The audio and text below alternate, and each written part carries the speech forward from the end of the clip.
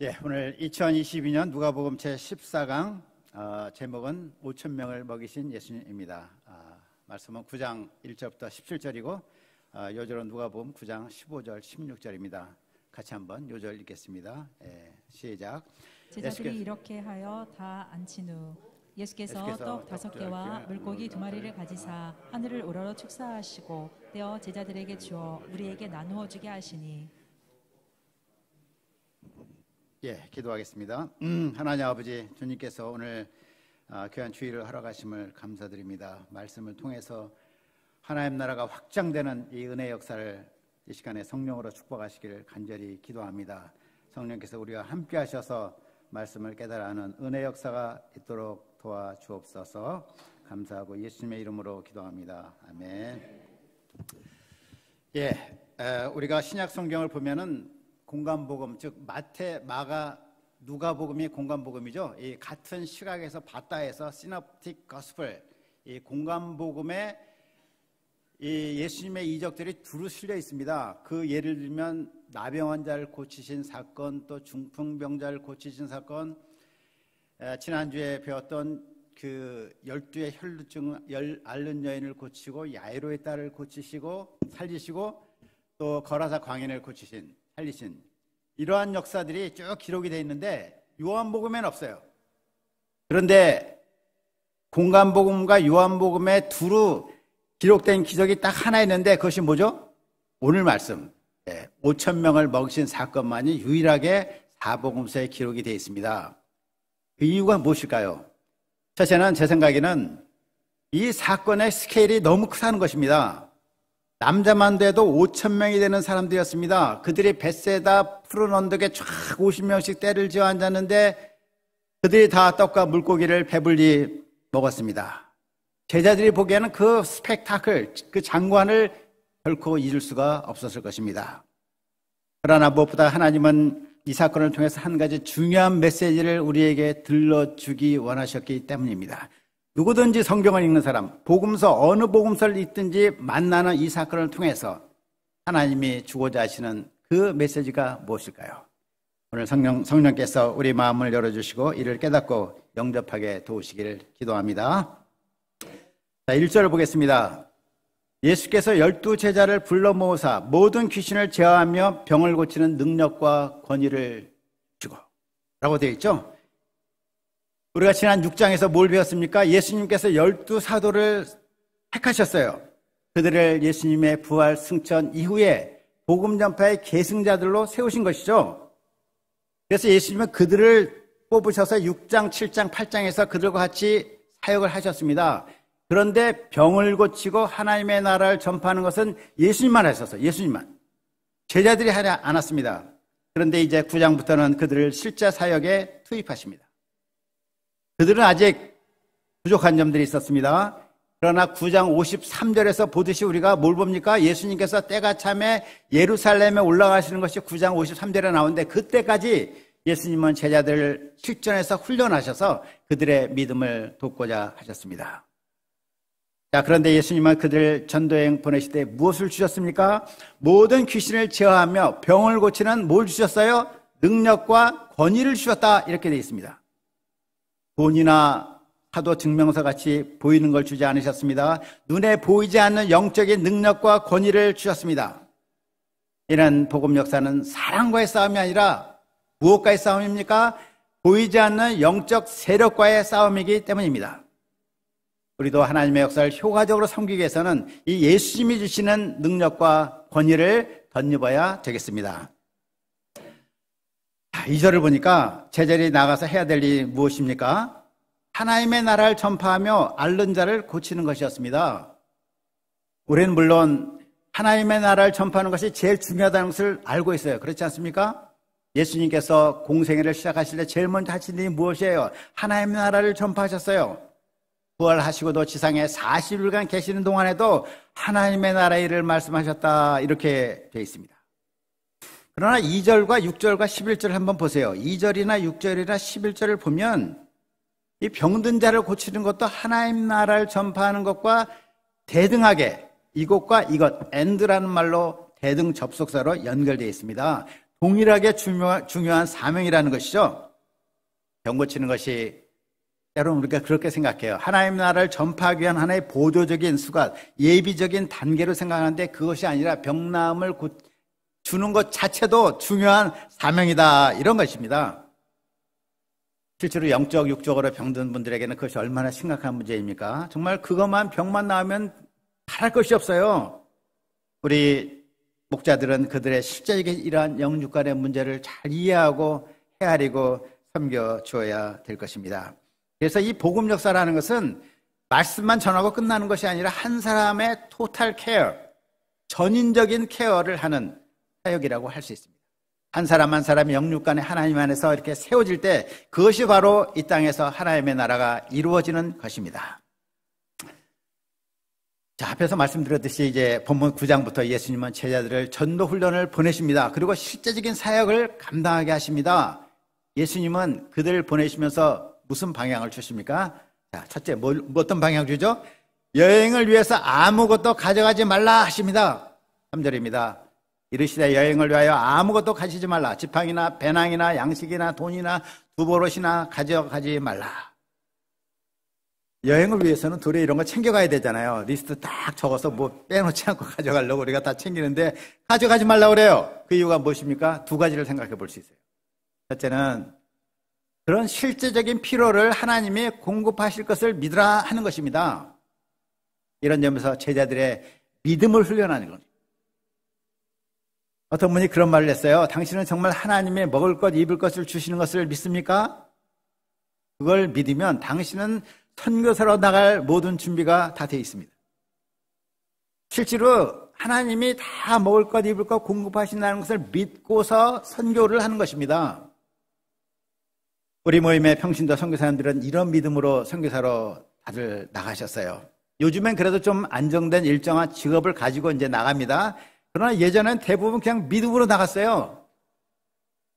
외국에 나가는 길만 열리면 어찌하든지 선교사로 나갔습니다. 뭐 왜 그런지 모르겠어요. 그때는 우리 마음에 불이 있었던 것 같아요. 불. 그 선교 열정에 대한 불이 뜨거워서 견딜 수가 없는, 아마 다 신들린 사람들처럼 이렇게 성령에 취해가지고 길만 열리면 나갔어요. 저도 1980년 후반, 88년, 89년에 그때 중국 문이 열렸어요. 그래서 저도 중국 선교사를 가겠다고 지원을 했습니다. 선교후보 지원서를 내고 인생 소감을 제출했습니다. 중국에 일단 가면은 공장의 취직은 될 거니까 거기서 일하면서 부딪혀보자 했습니다. 그런데 생각해 보세요. 거의 30년, 40년 전에 중국의 상황이 얼마나 열악하겠습니까?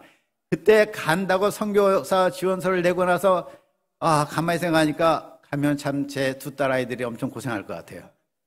영양실조 걸려서 죽지 않을까 약간 고민을 했었는데, 여하튼 뭐 하나님이 제 믿음 없음을 아신지 그때 중국에서 천안문 사태가 일어나서 가는 길이 다 막혔습니다.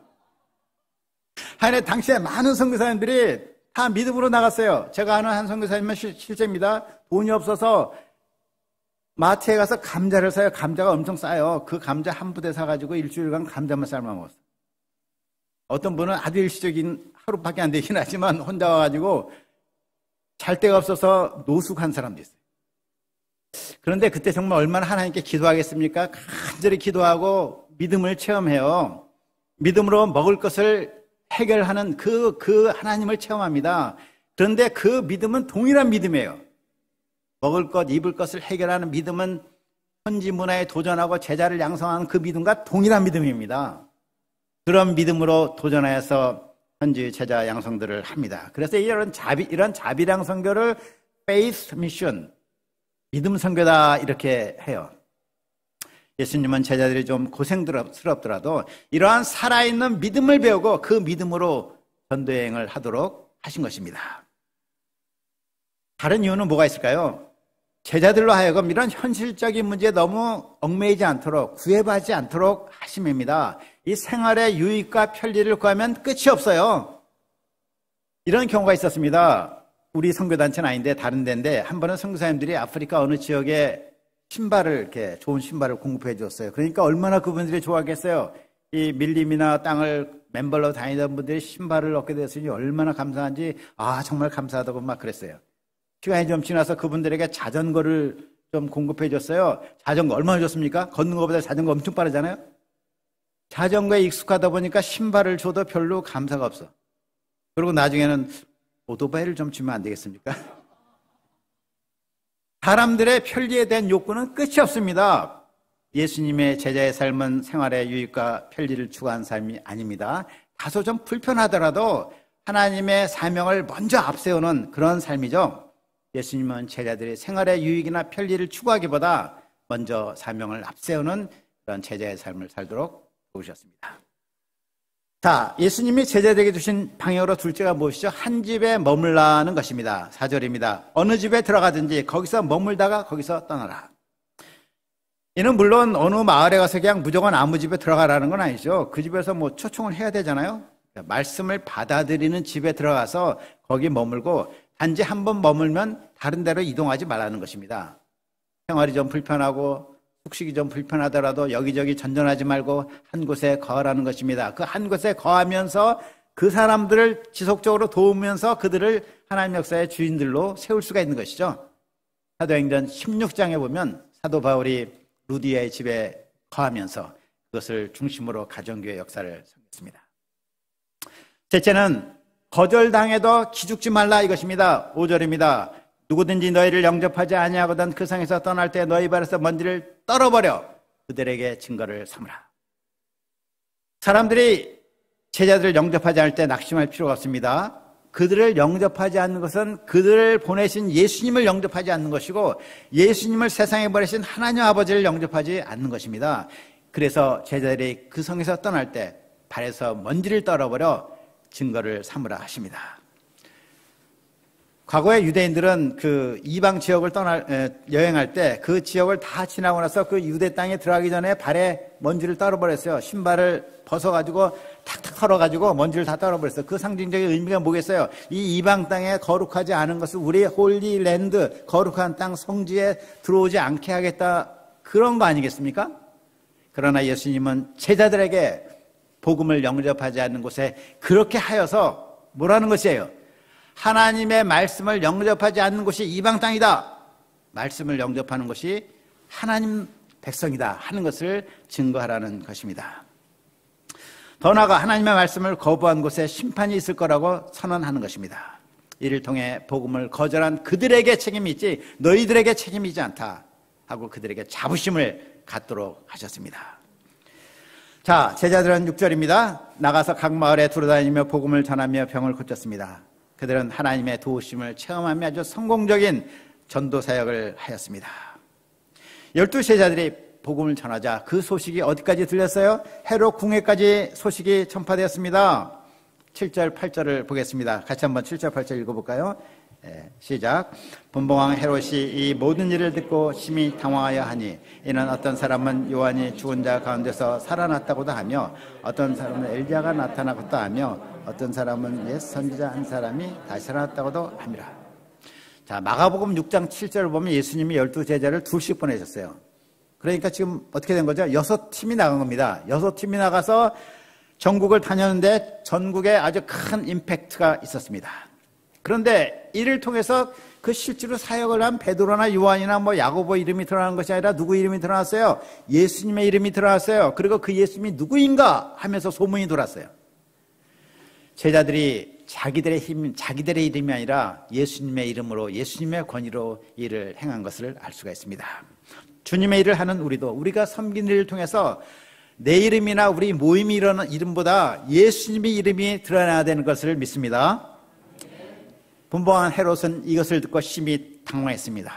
이는 그가 세례 요한을 죽였기 때문이었습니다. 그의 마음에 뭐가 있었어요? 늘 죄의식이 있었습니다. 죄의식. 사람이 악을 행하면 죄의식이 있게 돼 있죠. 죄를 지은 심령에는 평화가 없습니다. 이런 말이 있습니다. 당신이 죄를 지으면 온 세상이 당신의 죄를 비추는 거울이 될 것입니다. 우리가 죄를 지어서 고통당한 적 있지 않습니까? 우리가 평상시에 그거를 몰라요. 죄 짓지 않고 사는 것이 얼마나 큰 은혜인가, 죄 짓지 않고 사는 것이 얼마나 큰 복인가, 이걸 우리가 알아야 됩니다. 우리를 시험에 들게 하지 마옵시고 다만 악에서 구하옵소서. 이것이 매일 우리가 아침마다 감사함으로 드릴 기도 내용입니다. 자, 10절을 보면 사도들이 전도 여행을 마치고 돌아왔어요. 그들은 아무것도 가지고 가지 않았지만 줄이지도 않고 헐벗지도 않았습니다. 보고를 다 들으신 예수님은 그들을 데리고 어디로 가셨어요? 벳세다라는 작은 마을로 가셨어요. 벳세다는 갈릴리호수 위로 올라가서 오른쪽에 약간 동쪽에 있는 작은 마을입니다. 그것은 베드로와 안드레아와 빌립의 고향이기도 했습니다. 예수님이 그곳으로 제자들을 데리고 간 것은 그들에게 쉼을 주고자, 잠깐 휴식을 주고자 하신 것이죠. 자, 그런데 예수님이 제자들과 벳세다에 도착했을 때 무리들이 이를 알고 따라왔습니다. 무리들은 뭐 제자들의 피곤함 뭐 신경 안 써요. 자기 me first, 나부터 이제 하지 않습니까? 제자들은 예수님과 이 단란한 시간을 가질 걸로 아주 기분이 좋아했는데, 무리들을 보니까 그냥 아주 실망했습니다. 예수님이 그들에게 오늘은 제자 수양하는 날입니다. 리더 수양이니까 여러분들은 내일 오세요. 이렇게 말씀해 주기를 원했는데 예수님께서 어떻게 하셨어요? 도리어 그들을 환영하셨습니다. 영접해 주셨어요. 예수님은 양무리들을 거절하는 법이 없습니다. 언제나 불쌍히 여기시고 따뜻한 사랑으로 영접해 주십니다. 예수님은 무리에게 하나님 나라 일을 이야기하시며 병든 자를 고쳐주셨습니다. 이 11절에서 이야기하시며와 고치시더라 하는 동사가 그 원어가 모두 미완료형으로 되어 있습니다. 미완료형이라는 것은 끝이 없는, 계속 진행한다는 말입니다. 이것은 예수님의 가르침과 치유 사역이 상당히 오랫동안 지속되었다는 것을 말해줍니다. 예수님은 상한 목자의 심정으로 오랜 시간 동안 말씀을 가르쳐 주시고 일일이 고쳐 주셨습니다. 날이 저물어 가는 줄도 모르고 계속 하셨습니다. 자, 이때 12사도가 예수님께 어떤 제안을 합니까? 12절을 같이 한번 12절 읽겠습니다. 시작. 날이 저물어가며 12사도가 나와 여쭤되 무리를 보내어 두루 마을과 촌으로 가서 유하며 먹을 것을 얻게 하소서. 우리가 있는 여기는 빈들이니이다. 자, 그들은 뭐라고 그랬어요? 주님, 날이 저물어갑니다. 우리나라는 산이 많지만 이스라엘은 산이 별로 없기 때문에 날이 저물면 금방 어두워져요. 그렇게 되면 그 많은 무리들 어디서 잠을 자겠습니까? 어디서 먹을 것을 구하겠습니까? 그래서 무리를 보내고자 했습니다. 제자들은 아주 합리적인 생각을 하고 상황을 잘 파악하는 센스가 있었어요. 무리들이 당할 어려움을 미리 알고 그들을 섬기고자 하는 따뜻한 마음을 가지고 있었습니다. 그런데 이런 그들에게 예수님이 무엇이라고 하십니까? 13절 상반절을 보겠습니다. 같이 읽겠습니다. 시작. 예수께서 이르시되 너희가 먹을 것을 주라 하시니, 너희가 먹을 것을 주라. 이 말씀의 뜻이 무엇일까요? 우리가 너무나 잘 알고 있죠. 제자들에게 한마디로 책임감을 가지라는 겁니다. 너희들은 이들의 목자로서 이들에게 먹을 것을 주는 일, 생명의 양식을 공급할 책임이 있다는 것입니다. 책임감은 현재 상황과 관계가 없어요. 현재 상황이 좋든 나쁘든 책임감은 그대로 존재합니다. 제자들은 그 책임을 슬그머니 벗어버리고자 했는데 예수님께서 아니다, 너희들이 책임을 져야 된다 하고 도전하셨습니다. 더 중요한 의미는 너희가 먹을 것을 주라 하는 말씀 앞에 제자들이 어떻게 생각하겠어요? 우리들이 먹일 수가 없습니다. 그러니 주님이 먹여 주십시오. 예수님께 나오라는 것입니다. 믿음을 가지고 예수님께 나오기를 바라는 마음에서 이 명령을 주셨습니다. 제자들은 그 말을 듣고 어리둥절했어요. 좌우를 둘러봤어요. 우리 말고 다른 사람 있나? 우리네. 주님, 저희들 오고 말씀하신 거예요? 우리에게 떡 5개와 물고기 2마리밖에 없는데 이 모든 사람을 위해서는 먹을 것을 사야 됩니다. 돈이 없습니다. 마트가 없잖아요. 불가능합니다. 이런 얘기죠, 지금. 예수님은 방금 전에도 제자들 전도여행 보내시면서 아무것도 가져가지 말라고 하셨죠. 그럼에도 불구하고 그들은 하나님이 공급하시는 것을 체험했어요. 그 믿음을 배웠습니다. 그들은 이 상황에서도 그 믿음으로 주님께 나와야 되었습니다. 예수님은 원래부터 너무나 잘 제자들이 이들을 먹일 수 없다는 것을 잘 아셨습니다. 이런 상황에서 그들로 하여금 믿음을 배우도록 이 말씀을 하신 것입니다. 그들은 나름대로 최선을 다해서 한 아이가 갖고 있던 보리떡 5개와 물고기 2마리를 들고 나오기는 했습니다.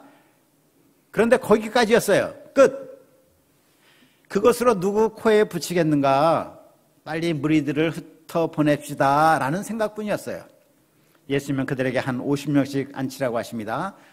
5,000명의 무리를 50명씩 하시면 한 100그룹 정도 되겠죠. 100그룹. 이 많은 사람들도 질서 있게 앉히는 것이 쉬운 일은 아닙니다. 그런데 제자들은 예수님을 순종하여서 그들을 앉혔습니다. 그러고 나서도 이런 생각했을 거예요. 이거 지금 왜 그러실까? 빨리 보내야지. 이거 앉히는데 시간 더 걸리는데. 무리를 다 앉히자 예수님은 무엇을 하셨습니까? 16절을 보겠습니다. 우리 16절 같이 한번 읽어볼까요? 예수께서부터. 시작. 예수께서 떡 5개와 물고기 2마리를 가지사 하늘을 우러 축사하시고 떼어 제자들에게 주어 무리 앞에 놓게 하시니. 여기서 중요한 단어가 무엇입니까? 그 제일 중요한 단어는 예수께서입니다. 예수께서. 제자들이 먹이는 것이 아니라 예수님이 먹이십니다. 예수님은 처음부터 당신이 먹이시고자 작정을 하셨습니다.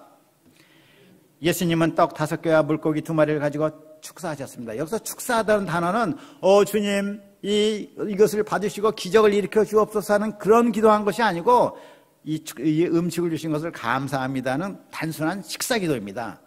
예수님은 하나님께 감사 식사 기도를 하고 그리고 제자들에게 나눠주시며 무리 앞에 갖다 놓게 하셨습니다. 떡과 물고기는 예수님의 손에서 제자들을 통해서 무리에게 전달되었습니다. 그런데 이 문장을 가만히 보면 이러한 전달 과정에서 이 기적적인 일이 어떻게 일어났는지에 대한 하이라이트가 없어요. 그거를 강조한 점이 전혀 없습니다. 단지 나눠주다 할 때 주다라는 그 동사가 미완료 동사인데 아까와 같이 끊임없이 나온다는 동사인데 예수님의 손에서 떡과 물고기가 끊임없이 나가고 있다는 사실을 그 동사 하나로 우리한테 설명하고 있어요. 자, 한번 상상해 보십시다. 예수님의 손에 오병이가 들려져 있습니다. 예수님은 한 손으로 그것을 떼어 주십니다. 그거를 전달합니다. 제자들은 또 전달합니다. 기적이 일어난 장소가 어디예요? 예수님의 손입니다.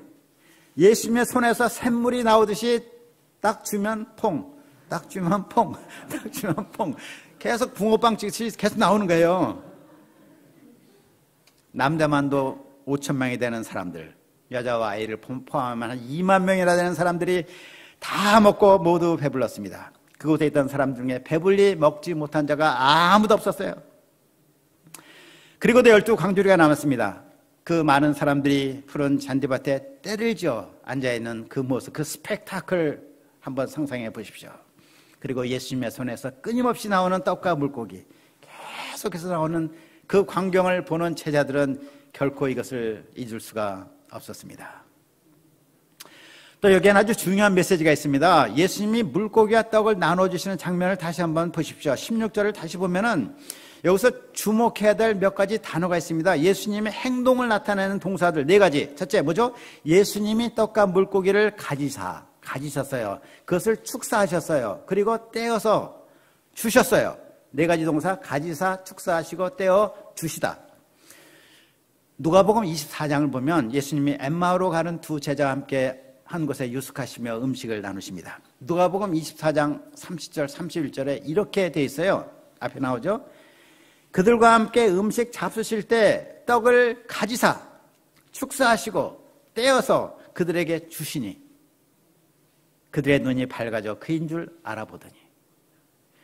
예수님이 떡을 가지사 축사하시고 떼어 그들에게 주셨습니다. 예수님의 영을 나눠주신 거나 마찬가지예요. The Spirit of Jesus. 나눠주니까 그들이 성령을 받고 성령을 통해서 예수님인 줄 알게 된 거예요. 예수님이 십자가에 달리시기 전 전날 밤에 제자들과 함께 성만찬을 하셨습니다. 고린도전서 11장 23절 24절 굉장히 중요한 말씀이죠. 여기도 이렇게 기록하고 있어요. 내가 너희에게 전한 것은 주께 받은 것이니 곧 주 예수께서 잡히시던 밤에 떡을 가지사 축사하시고 떼어 이르시되 이것은 너희를 위하는 내 몸이니 이것을 행하여 나를 기념하라. 예수님이 떡을 가지사 축사하시고 떼어 그들에게 주셨습니다. 그러면서 그 떡을 주시면서 뭐라고 하세요? 그 떡이 바로 내 몸이다. 그 떡이 내 몸이라 하셨습니다. 또한 식후에 잔을 나눠주시며 말씀하셨습니다. 이 잔은 내 피로 세운 새 언약이니 이것을 행하여 마실 때마다 나를 기념하라. 그 잔은 내 피다 하는 것입니다. 예수님이 오병이어 사건을 통해 우리에게 주시는 중요한 메시지는 2가지입니다. 첫째는 예수님이 먹이신다. 예수님이 참되게 먹이는 분이시다 하는 것입니다. 2번째는 예수님이 먹이시는 참된 양식은 예수님 자신이라는 것입니다. 예수님이 우리가 먹을 떡이요 우리가 마실 음료입니다. 그의 몸과 피가 우리를 배부르게 하고 참으로 우리를 만족하게 해요. 아, 정말 배부르다, 정말 만족하다. 예수님은 자신의 몸을 보리떡같이 십자가에서 깨뜨리십니다. 그 부서진 몸으로 우리를 먹이십니다. 예수님이 주시는 참떡, 곧 그의 몸을 먹을 때 우리는 참 만족을 누립니다. 배부릅니다. 생명을 얻습니다. 오늘 찬송가 우리가 불렀죠. 주 예수 해변서, 주 예수 해변서 떡을 떼사 무리를 먹이어 주심같이, 먹이어 주심같이, 오병이어 사건으로 무리를 먹이어 주심같이. 그 다음 소절이 뭐예요? 영생의 양식을 내게 주사, 그렇게 먹으신 것 같이 나에게 영생의 양식을 달라는 것입니다. 다음 절, 그 다음 소절, 영원한 생명을 주옵소서. 오병이어 사건은 예수님이 참 생명의 떡이요 그분이 우리에게 영생의 양식, 영원한 생명을 주는 분이다 하는 것입니다. 세상의 음식은 아무리 먹어도 배가 안 불러요. 배고파요. 뭐 이것저것 다 해보고 누리고 즐기고 먹어도 배가 고파요. 어떤 분이 저보고 박진영이란 가수 아냐고 그래서 제가 잘 모르겠다고 그러니까 그분 굉장히 유명한 가수래요. 그래요? 근데 그분이 부른 아주 특이한 노래가 있대요. 그거 한번 들어보래. 한번 들어봤어요. 나 놀 만큼 놀아봤어.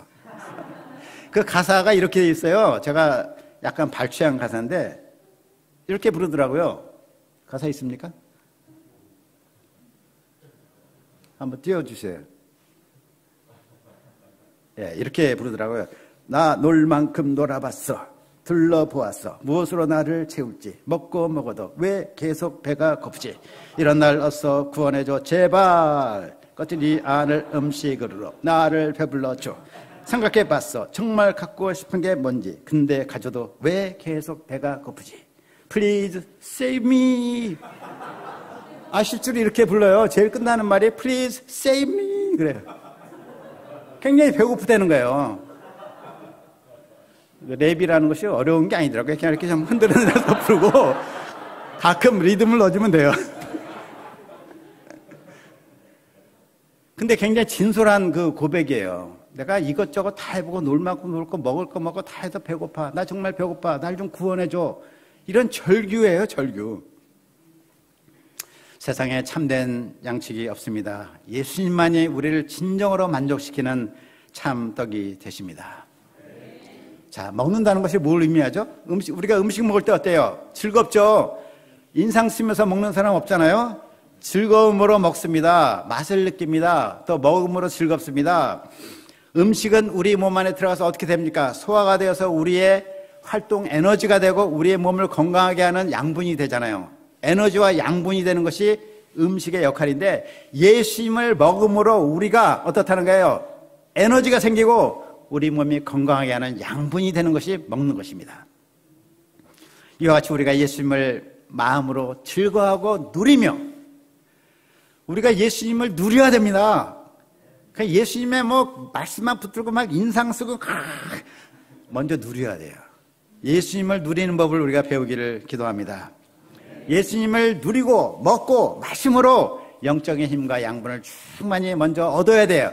그래야지 목자 생활하지 이 수고를 감당하면서 얼마나 할 수 있겠어요.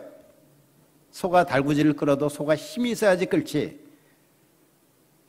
자기 힘이 없으면 가다가 퍼져버립니다.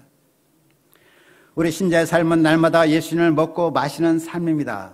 그래서 우리 각자가 매일 개인적으로 예수님께 나와서 성만찬하기를 기도합니다. 그의 몸을 이렇게 맛만 보지 않고 왕성하게 먹고 찔끔찔끔 마시지 않고 벌컥벌컥 마시는 그러한 삶을 살아야겠습니다.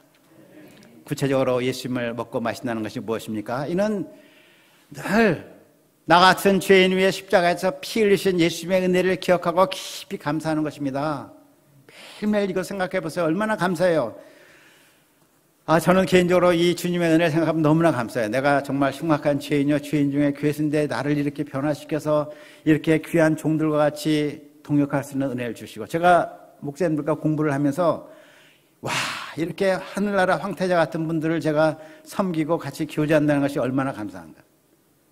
몇몇 사모님들과 공부하면서 야, 이분들은 정말 사도행전에 그 귀부인이라는 단어 나오죠. 귀부인들도 믿고 귀부인들이신데 나 같은 죄인이 섬기다니 얼마나 감사한가.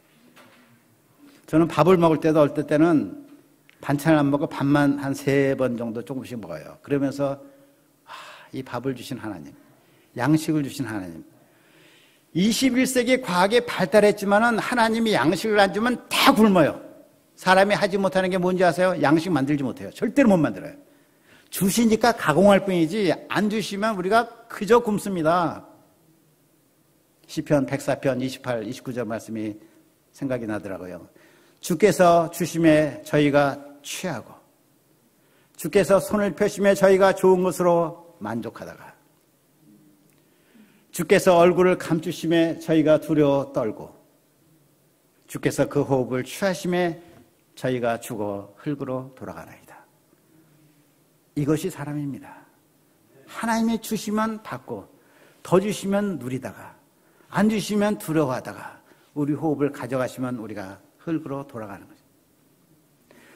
이러한 주님의 은혜를 생각하면 얼마나 감사해요. 하루하루 사는 것 너무 감사합니다. 오늘도 호흡하게 하시고 걷게 하시고 보게 하시고 사랑하게 하신 것 감사합니다. 내일 주님이 저의 삶을 가져가도 감사합니다.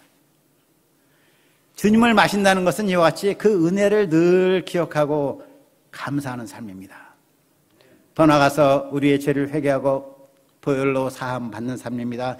더 나아가서 예수님이 우리 안에 계시잖아요. 여러분 안에 예수님이 계신 걸 믿으세요. 예수님이 나로 충만케 하시고 나를 다스려 주도록 기도하는 것입니다. 이건 이론이 아니라 실제로 예수님이 나를 다스리십니다. 예수님께서 나의 삶을 살아내십니다. 이와 같이 예수님을 마실 때, 먹을 때, 마실 때 예수님의 은혜의 생명이 우리 안에서 차고 넘칩니다. 이와 같이 예수님을 먹고 마시는 삶, 그리고 참 양식된 예수님을 누리고 이웃에게 나눠주는 삶, 나눠주는 삶이 바로 목자의 삶입니다. 우리가 먼저 날마다 예수님으로 인해서 영혼의 참 만족을 누려야 되겠습니다. 그리고 양들을 먹이기 위해서 이 오병이어를 주님께, 우리의 오병이어를 주님께 드려야겠어요. 우리의 오병이어는 무엇입니까? 우리의 작은 기도와 진심의 기도와 최선의 우리가 섬김입니다. 그러한 오병이어가 우리 손에 있을 땐 작지만 우리 주님의 손에 들어갈 때 주님께서 우리를 통해 줄이고 가란 영혼들을 먹이십니다. 예, 결론입니다. 예수님은 창조주의 능력으로 5,000명을 먹이십니다. 예수님은 우리 인생들이 먹어서 참 만족을 얻는 생명의 떡이십니다. 우리가 날마다 생명의 떡이신 예수님을 먹고 또한 이 떡을 나누어주는 목자의 삶을 살기를 기도합니다. 아멘. 기도하겠습니다. 하나님 아버지, 우리가 세상에 살면서 늘 굶주리고 목마르고 그런 삶을 살 수밖에 없었습니다. 그러나 예수님께서 이렇게 오셔서 우리의 참 생명의 떡이 되시고 참 양식이 되신 것을 감사합니다. 예수님께서 수많은 머리를 먹이셨는데 예수님께서 이 수많은 머리를 영적으로 먹이시고 또 우리의 오병이어를 받으시고 이 캠퍼스 지성인들을 먹이는데 저희를 사용하시길 간절히 기도합니다. 감사하고 예수님의 이름으로 기도하였습니다. 아멘.